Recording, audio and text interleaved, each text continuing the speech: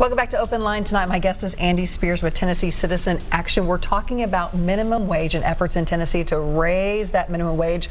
We go with the federal level, which is $7.25 an hour, and that's got to be extremely hard to live on. This is Open Line. We're taking your calls. I have Carl and Joe standing by, but first we forgot to address Wayne's second issue, and that was the cost of living, which is going up obviously across the country, but really has hit Nashville hard. I think I read like 16% in 1 year. Right. Yeah. Nashville is growing very fast. 85 to 100 new people move here every day. The cost of living in Nashville is now comparable to Austin or Denver or Seattle. So these really expensive cities. And so there was an article I read, I think it was in Forbes, that said to live comfortably in Nashville, you really need to make $70,000 a year. Right. So even if we're talking about $15 an hour, that's not even close at that level. But certainly at $7.25, you're not there. But because we're growing so fast, you can come here and people who own apartments can charge what they want because there aren't places to live. And so as there's more apartments that get built, that will hopefully level out. But seems things are a lot slower to come down than they are to go up. Right. And I think that's age old. It's not just something here. Well, yeah. If you're charging rent, you're not going to necessarily reduce your cost. No one ever does that. So hopefully that will slow down a little bit. But it's still expensive to live in Nashville. I mean, we think about big cities, and we're a big city now. Yes. And so, and I think a lot of people think, well, wait, Nashville's this small southern town, right. but that it's cannot the be biggest said city anymore. in Tennessee. It took over Memphis, and the cost of living really is comparable to some of these West Coast cities. Yeah. And that's our new story. Right. It absolutely is. Let's jump to Carl, who's on the line. Carl, thanks for hanging tight there for a second. Thanks for being part of the show tonight. What's your comment or question? Comment. Okay, go ahead. I've got a couple concerns. Oh, we lost you, Carl. Can you talk right into your phone there? You may need to turn down your TV. Can you hear me? I can. Yes, go ahead. Okay. I said I've got a couple concerns. Okay. I do agree that minimum wage. Carl, we may have lost you again. Carl, I'm going to put you on hold, and we're going to get this figured out, and then I'm going to come right back to you, all right? Let's go to Joe. Joe, are you with me tonight? Joe, go ahead. Here. Hi, go ahead with your comment or question. Well, it's a couple of questions. I guess it's a question and concern. Okay. Minimum wage, typically, I was born in the 60s, and minimum wage, when it was created, it was trying to help to develop an idea that people need to get paid a certain amount per hour so it could help families. In the 80s, minimum wage was basically for high school kids. It was based on high school kids getting a job during the summer that they could, make some money and still go to school. And it's surprising that we're in the 21st century and there's people that are really trying to survive on minimum wage. It's unbelievable to me. Either they never graduated from high school or they've never done, they just didn't want to get through high school.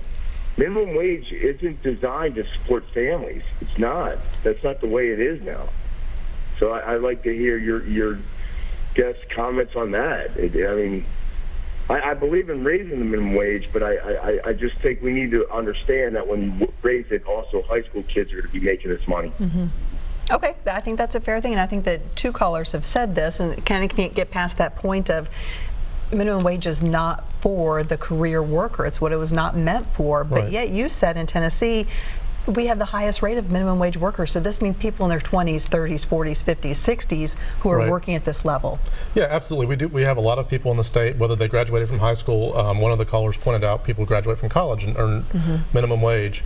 And because we don't have another state level floor for the minimum wage, then we have people earning $7.25 an hour. And so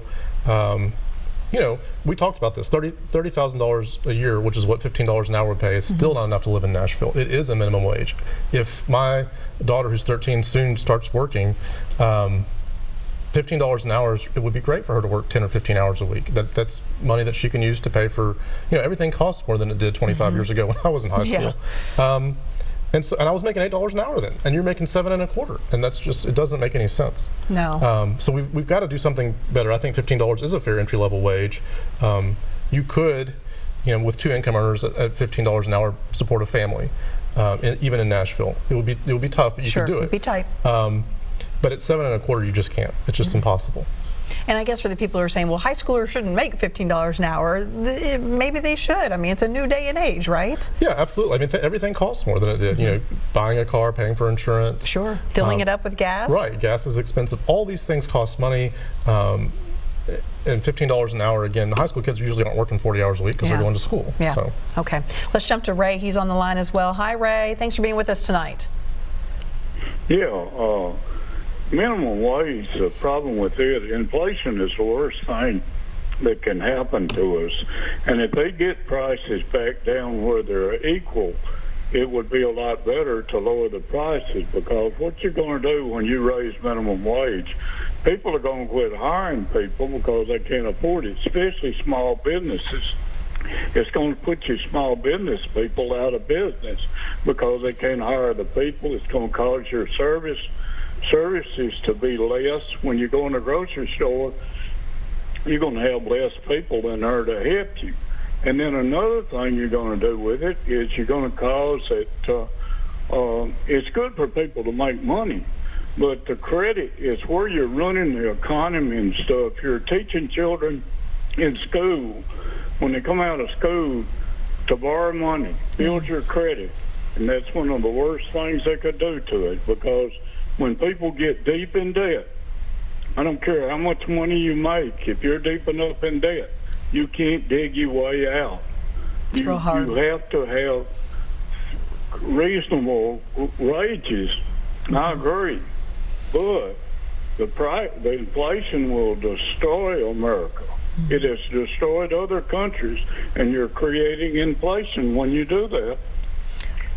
Ray, thank you for your call. I want to ask Andy about this idea, because a lot of people will talk about this. If you raise the minimum wage, it's going to drive small businesses out because they won't be able to afford the employees, or at least they'll have to cut jobs. What has been the story across the nation? Are we seeing this? Right, so that hasn't happened. So Illinois is probably the closest and most similar state to us. They've got Chicago, one really big city, and it's very rural everywhere else in Illinois. And they have a phased-in minimum wage to $15 an hour by 2022. They have not seen small businesses close en masse. People are not losing jobs in Illinois. Seattle, as a city, which is comparable to us in cost of living, raised the minimum wage about 3 years ago to $15 an hour, and they have not seen, it's still a flourishing city with people, going there for jobs. So that's just not happening, and if you phase it in, so I'm not saying tomorrow $15 an hour. I think especially in a place like Tennessee, you need to phase it in. So how are small businesses staying afloat then? Because it is a change in the bottom line. I mean, somewhere the math has to, equal out. And so what happens though is, so imagine people at the bottom end of the spectrum in terms of wage earners getting a $4 or $5 an hour raise, or even a $2 an hour raise. So those people are now going to be able to spend money at your small business. I try to shop in Hendersonville as much as I can, where I live. And you have what your other caller said, people now, the way they kind of solve emergencies is by going to payday lenders. But instead of going to the out-of-state payday lender, they're just going to be able to pay for the expenses they have. Maybe they'll use a local business to fix their heating and air when it goes out, or buy a new water heater, or get the car repaired. And they're not going to be spending that money, paying it back to an out-of-state payday predator. And so when people have these wages, it helps. And I think the real key is how you phase it in. So in places that have done it and it's not had that impact, you phase in the minimum wage increase over 3 or 4 or 5 years. But we're talking about now, it's been almost 14 years since the minimum wage went up. And so what's the hang up in Tennessee? Well, Tennessee has historically been a low-wage state. I think the last time there was a proposal for a constitutional amendment to create a state minimum wage, Glenn Cassida was then the Republican caucus chair and gave a floor speech about how important it was to kill the minimum wage in our state. He also led the fight, along with Ron Ramsey, who's no longer in the Senate, to kill Memphis's living wage. And so you have elected leaders who like keeping Tennessee a low-wage state because it helps their big business friends to be and people like Glenn Cassida have a guaranteed income of $20,000 a year after they retire, while Tennesseans can't even make $14,000 a year, and they work every day. So I think it's just, we have elected leaders who are not valuing, working families. Thinking about the average Tennessean. Right. All right, we're going to take another quick break. When we come back, more of your phone calls. Got several people lined up, and we'll take those right after this break. Stay with us.